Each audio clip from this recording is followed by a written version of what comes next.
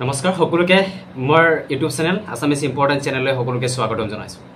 ছাত্ৰ-ছাত্ৰীসকল আশা কৰোঁ তোমালোক চাগে সকলো ভালে আছা। আজি এইটো ভিডিঅ'ৰ জৰিয়তে মই তোমালোকৰ লগত কিছুমান গুৰুত্বপূৰ্ণ বিষয় লৈ আলোচনা কৰিম। সো তোমালোকে নিশ্চয় গমেই পাইছা যে 2025ত মেট্ৰিক পৰীক্ষা অনুষ্ঠিত কৰা হ'ব। 2025ত ফেব্ৰুৱাৰী মাহত নহলে মাৰ্চ মাহত মেট্ৰিক পৰীক্ষা আৰম্ভ হ'ব। গতিকে সেই মেট্ৰিক পৰীক্ষাৰ কাৰণে মই আজি তোমালোকক 2025 চনৰ মেট্ৰিক পৰীক্ষাৰ কাৰণে তোমালোকক আজি মই সমাজ বিজ্ঞানৰ যেটো তোমালোকৰ তৃতীয় খণ্ড আছে চোৱা ৰাজনীতি আৰু অৰ্থনীতি বিজ্ঞান এই ৰাজনীতি আৰু অৰ্থনীতি বিজ্ঞানৰ পৰা আজি তোমালোকক মই কিছুমান গুৰুত্বপূৰ্ণ প্ৰশ্ন উত্তৰ সহকাৰে কৈ যাবলৈ চেষ্টা কৰিম। গতিকে ছাত্ৰ-ছাত্ৰীসকল তোমালোকে ভিডিঅটো সম্পূৰ্ণ চাই থাকিবা আৰু এনে ধৰণৰ নতুন বা নিতৌ ভিডিঅ' মই পাই থাকিবলৈ হ'লে আমাৰ চেনেলটো সাবস্ক্ৰাইব কৰি ৰাখিবা।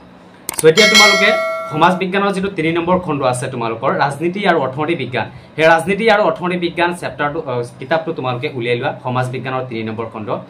সো এই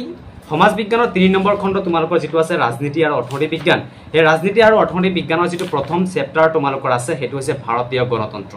সো এই ভাৰতীয় গণতন্ত্ৰ যেটো প্ৰথম চেপ্টাৰ তোমালোকৰ আছে এই প্ৰথম চেপ্টাৰটো তোমালোকে উলিয়াই লোৱা আৰু এই প্ৰথম চেপ্টাৰৰ পৰা তোমালোকৰ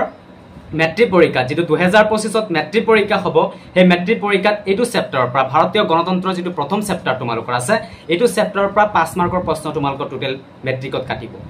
সো তোমালোকৰ যেটো নতুন সিলেবাস আছে সেই নতুন সিলেবাস মতে তোমালোকৰ মেট্ৰিক পৰীক্ষাত প্ৰশ্ন কেইটা কটা হ'ব। তোমালোকৰ ভাৰতীয় গণতন্ত্ৰ যেটো তোমালোকৰ চেপ্টাৰ আছে তৃতীয় খণ্ডৰ তাৰ পৰা কিন্তু 5 মাৰ্কৰ প্ৰশ্ন কাটিব টোটেল, ঠিক আছে।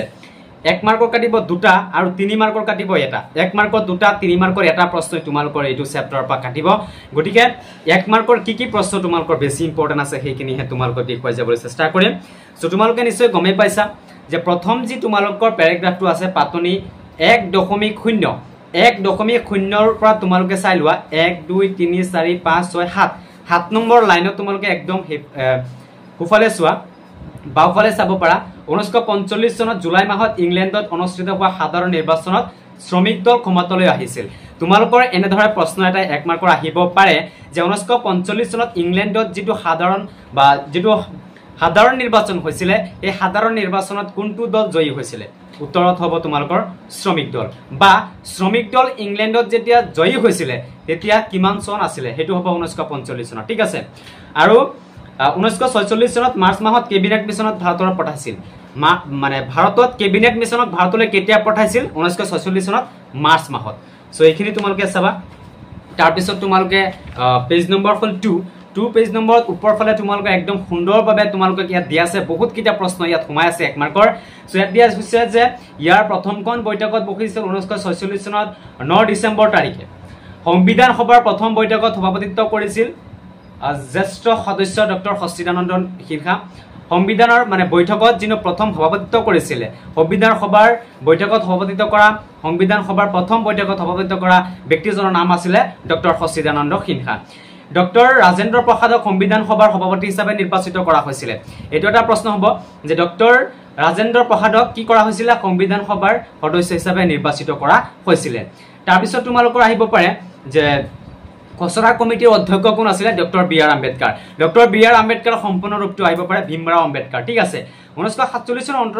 29 আগষ্টত এখন খচৰা কমিটি গঠন কৰে, ঠিক আছে। তাৰ পিছত তোমালোকৰ আহিব পাৰে একদম তলফালে তোমালোকে চাব পাৰা যে 1950 চনত 26 জানুৱাৰী তাৰিখে বলবৎ কৰা হৈছিল। 1950 চনত 26 জানুৱাৰী তাৰিখে মানে বলবৎ কৰা হৈছিল হেতু এটা প্ৰশ্ন তোমালোকৰ আহিব পাৰে। ভাৰতীয় সংবিধান কেতিয়া বলবৎ কৰিছিল 1950 চনত 26 জানুৱাৰী তাৰিখে বলবৎ কৰা হৈছিল। তাৰ পিছত আহিব পাৰে যে আইন অনুসৰি যেটো ভাৰত চৰকাৰৰ আইন আছিল শাসন যেটো তোমালোকৰ আছিল ভাৰত চৰকাৰৰ শাসন ব্যৱস্থা 1935 চনত ভাৰত চৰকাৰৰ আইন অনুসৰি এটো নহয় বেছি ইম্পৰ্টেন্ট নহয় এটো যিকেইটা বেছি গুৰুত্বপূৰ্ণ সেইখিনি তোমালোকে দেখুৱাই যাবলৈ চেষ্টা কৰিম। তোমালোকৰ এটা প্ৰশ্ন আহিব পাৰে চোৱা 3 নম্বৰ পেজত একদম তলফালে চোৱা সৰুকে একদম লিখা আছে তলফালে এটো চাব পাৰে এইখিনি ইয়াত কৈছে 1950 চনত 26 জানুৱাৰী সংবিধানৰ খন কাৰ্যকৰী কৰাৰ সময়ৰ প্ৰস্তাৱনা সমাজবাদী ধৰ্মনিৰপেক্ষ আৰু ঐক্য শব্দকেইটা নাছিল, ঠিক আছে। মানে তোমালোকৰ এনেদৰে দিব পাৰে যে সমাজবাদী ধৰ্মনিৰপেক্ষ ঐক্যটো নিদি পেলাই তোমালোকৰ দেশ দি পেলাই এই দুটা শব্দ দি পেলাই তোমালোকৰ বাকিখিনি দি দিব। গতিকে এই দেশ শব্দত ঐক্য নহলে ধৰ্মনিৰপেক্ষ নহলে সমাজবাদী এনেদৰে তোমালোকে সুন্দৰকে দি দিবা, ঠিক আছে। বা তোমালোকৰ আৰু এটা আহিব 1976 চনত 18 ডিসেম্বৰ তাৰিখে হোৱা সংবিধানখন 42তম সংবিধান সংশোধনৰ জৰিয়তে এই শব্দ তিনটা প্ৰস্তাৱনাত মানে সংযোগ কৰা হৈছিল। কিমান চনত এই শব্দ তিনটা মানে কিমানতম সংবিধান সংশোধনৰ জৰিয়তে এই শব্দ তিনটা তাৰ মানে সমাজবাদী ধৰ্মনিৰপেক্ষ ঐক্য এই তিনটা শব্দ মানে কিমানতম সংবিধান সংশোধনীৰ জৰিয়তে এই প্ৰস্তাৱত উল্লেখ কৰা হৈছিল এটো হ'ব 42তম ঠিক আছে এইখিনি ভালদৰে লক্ষ্য কৰিবা ইয়াতে দুটা প্ৰশ্ন তোমালোকৰ সোমাই আছে আৰু সংবিধান সভাৰ খচৰা কমিটিৰ সদস্যসকলৰ বাবে তোমালোকৰ শিকিব লাগিব সংবিধান সভাৰ খচৰা কমিটিৰ অধ্যক্ষ আছিল ডক্টৰ বি আৰ আম্বেদকাৰ গতিকে এনেদৰে 7খন তোমালোকৰ আছে গতিকে তোমালোকে চাব পাৰা ডক্টৰ বি আৰ আম্বেদকাৰ সভাপতি আছিল এন গোলাপ গোস্বামী আয়েঙ্গাৰ আছিল অলাদি কৃষ্ণ স্বামী আয়াৰ আছিল K N Munshi Syed Muhammad Sadullah N Madhav Rao DB Khaitan এনেদৰে 7খন সদস্য আছে গতিকে তোমালোকে এইখিনি চাবা তাৰ পিছত তোমালোকে কি চাবা মই সেইখিনিহে দেখুৱাই যাবলৈ চেষ্টা কৰিম যে বেছি ইম্পৰ্টেন্ট থকা নেহেৰুৰ উদ্দেশ্য কিন্তু আহিব পাৰে 3 মাৰ্কছৰ কাৰণে চাবা মানে ইয়াত কৈছে 3 মাৰ্কছৰ কিন্তু এটা কাটিব 2 মাৰ্কছৰ দুটা কাটিব গতিকে 3 মাৰ্কছৰ কাৰণে নেহেৰুৰ উদ্দেশ্যখিনি চাবা ইয়াত তোমালোকৰ 8খন উদ্দেশ্য আছে গতিকে 4টা 5টা বা 3টা শিকি যাবা তোমালোকে তাৰ পিছত তোমালোকৰ আহিব পাৰে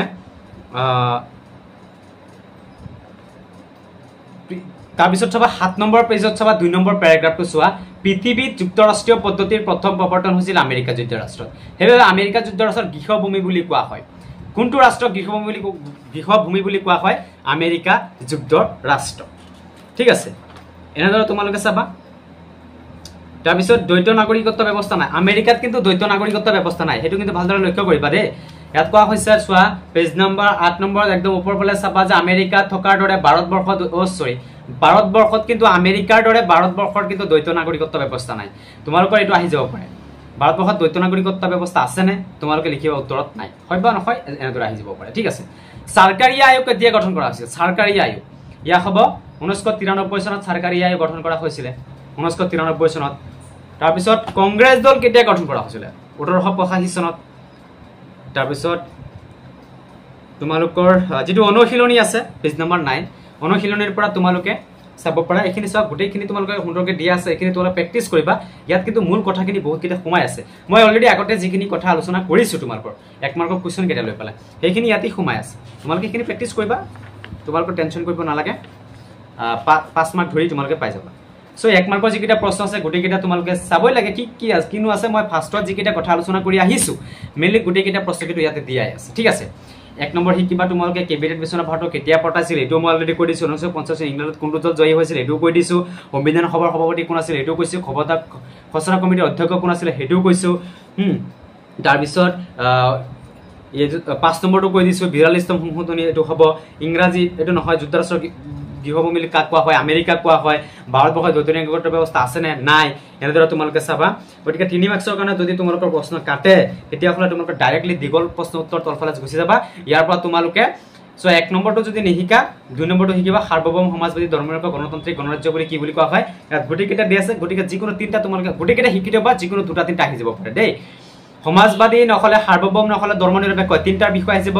নহলে গণতান্ত্ৰিক নহলে গণৰাজ্য এই দুটাৰ বিষয় আহি যাব 3 মাৰ্কছৰ কাৰণে নেহেৰুৰ উদ্দেশ্য আহি যাব পাৰে বা ভাৰতবৰ্ষৰ যুক্তৰাষ্ট্ৰীয় ব্যৱস্থা বৈশিষ্ট্য আলোচনা এইখিনি আহি যাব পাৰে সো প্ৰথম যে চ্যাপ্টাৰটো আছিল অলৰেডি তোমালোকক এইখিনিৰ পৰা মই শুদ্ধ বা তোমালোকৰ উত্তৰখিনি বুজাই দিছো যদি কিবা ভুল হয় ক্ষমা কৰিবা আৰু আজি এইখিনিতে সমাপ্ত কৰিলো ধন্যবাদ